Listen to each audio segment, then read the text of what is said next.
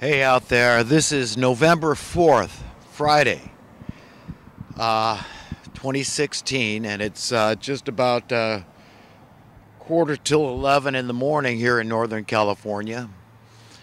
And today I wanted to talk about the state of affairs in America in the 21st century and how our politics are ethically bankrupt. We're ethically bankrupt, epically corrupt, and acutely fraudulent. And I wanted to talk about money as usual. And I wanted to point out that that while lives are for saving, money is for spending. And any money that's not spent, whatever form that money may be, I mean, there's just countless forms of money. Just assets and stocks, bonds, gold, silver, you name it. Digital money, anything, paper money, fiat money, whatever it is. If it's being hoarded, euphemistically, we call that being saved, right? And that's prudent, that's pragmatic, that's proper to do. That's a good thing to do, is to save money.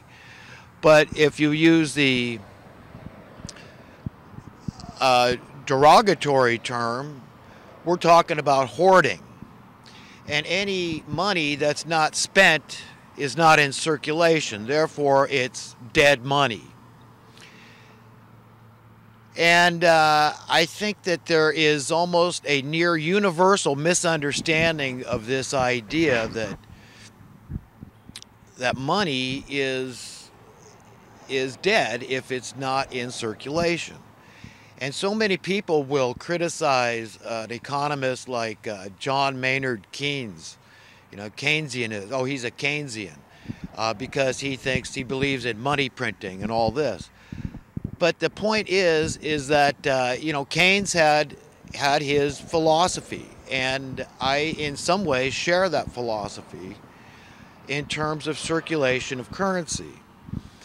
Now what happens is we all get so manipulated by the establishmentarians who are really experts in psychological warfare because of their diabolical nature, their surreptitious behavior, that they are quite competent at pulling the wool over our eyes. And when they pull the wool over our eyes, we're blindsided. And that's the problem here. And I'm not standing here in judgment of anybody and claiming that I don't have my own blind spots, because certainly I do. The first step to overcoming it is to admit that you have these blind spots. And if you can't admit that you have blind spots, well then you're never going to discover those blind spots and how you can extricate yourself from those blind spots so you can see clearly. But fundamentally, it is almost a universal fact that people just don't get it. They just don't understand what's going on here and how we're being taken, how the wealth of our nation is being stolen out from under our noses.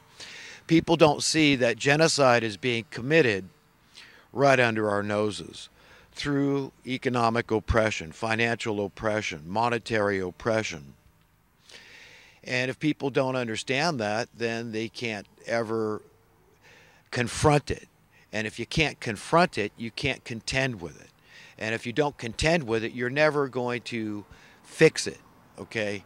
And that's the most important thing I want to point out here. Now, we got the elections coming up here in just a few days, and I want to encourage everybody to vote for Donald Trump, because of course, the option is Hillary Clinton presidency, and that would be disastrous. And I just don't understand how she has amassed such support, though I guess I shouldn't be surprised in light of the fact that Bill Clinton, even after all the scandals that he committed while in office, he still got a pass by and large from a large sector of the American public. And I, for the life of me, cannot understand that, okay? Because Bill Clinton was a traitor. And a lot of people need to understand what I'm talking about. Set aside the womanizing and the allegations of rape and all this stuff, okay? What Bill Clinton did to America in terms of the theft of the wealth of our nation, and creating a grand wealth disparity that continues today, is without measure. And what he did with allowing the GlassSteagall Act to expire, this was banking regulation that had been in effect for nearly 100 years. And by allowing this Consumer Protection Act, essentially, to expire, was a green light to all these banks to just dump money on the housing market.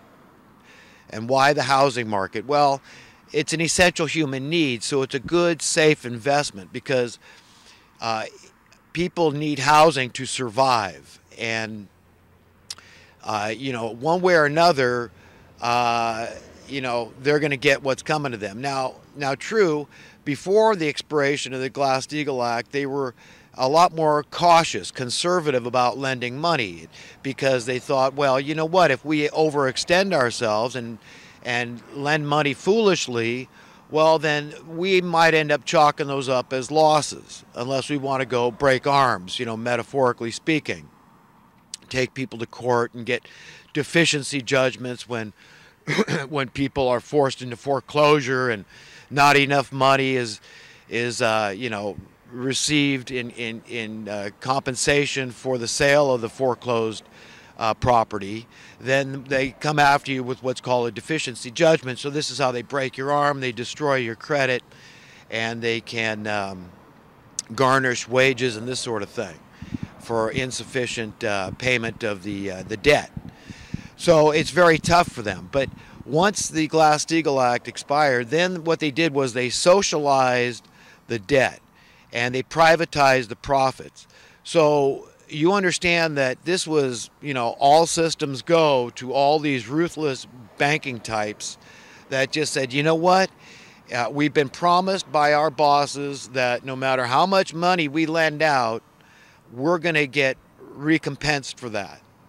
And they use the appraisers for this. So the appraisers, understand, are working for the banks. And it used to be they needed to be real careful that they weren't lending more money than a property was worth. But once they got the green light to say, you know what, it doesn't matter. You know, hey, everything's going up. People are outbidding each other on houses. And, you know, you could virtually get whatever the owner's asking for. You could pretty much get a loan for that amount. And, you know, you're going to be covered. You're not going to have to worry about somebody foreclosing and going bankrupt and having to get a deficiency judgment against them, you know, i.e. breaking their arms, breaking their legs, whatever. So you understand how we got in this mess and how Bill Clinton, perhaps not single-handedly, but largely was responsible for the 2008 banking, what I call a takeover. Because, you know, it was because of this reckless lending that we got into this problem. So instead of saying, look, let's reinstate the GlassSteagall Act, retroactively go back and say all these properties that you lent all this money on, these were bad loans. And let's write off these loans and we will make the consumer whole. But all you reckless bankers who knew you were doing wrong, and they knew they were doing wrong. This is immoral. It's unethical. Okay, it is fraudulent. That's essentially what happened here. So these are the people that are running the country now. Politics and economics are all conflated now. Okay, that's a matter of fact. There's no difference. All these politicians are doing is working for the money printing class. And when people understand that, they understand a lot. Okay, and it's important that people start understanding a lot and become empowered. Because if we keep going down this road, okay, it's not going to get better on its own. We're going to get as much tyranny, we're going to get as much oppression as we tolerate. And so they've got us between a rock and a hard spot because we absolutely need housing to survive. And so this is where you get the social welfare industry gets involved. They say, well, look, you know, people can't afford to pay their rent anymore. So many people have lost their houses in foreclosures. You know, they lost their jobs or whatever. They speculated wrongly, and so they lost their butt to more shrewd investors, let's say. So we need this welfare now. It's through Section 8 and other housing assistance programs, and so that people can survive, because otherwise they're going to die out on the street. That's a matter of fact. That's where the genocide comes in.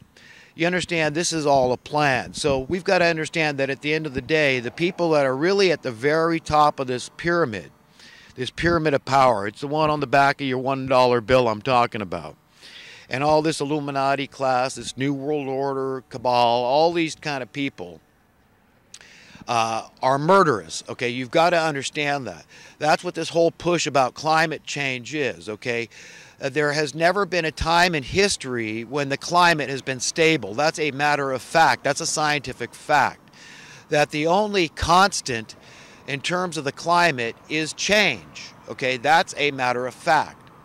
That the sun is a huge driver of things like the temperature on the earth as a whole.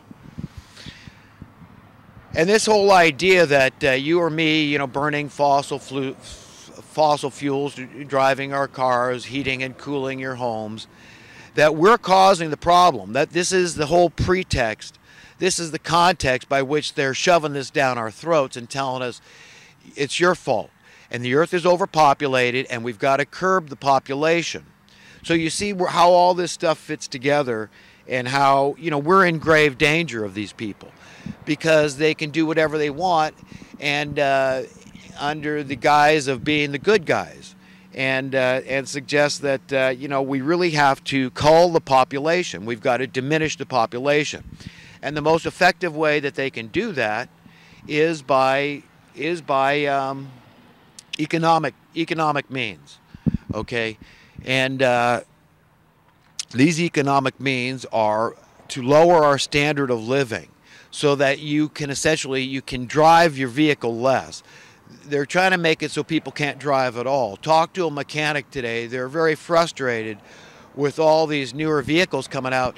I mean, I've got a 2000 car and it's got some 60 sensors approximately, but now the newer ones, you know, 15 years later now, are going to have about 100 sensors, and that number is going up. And every time they do this, there's an expense involved with diagnosing your vehicle and figuring out what's wrong with it.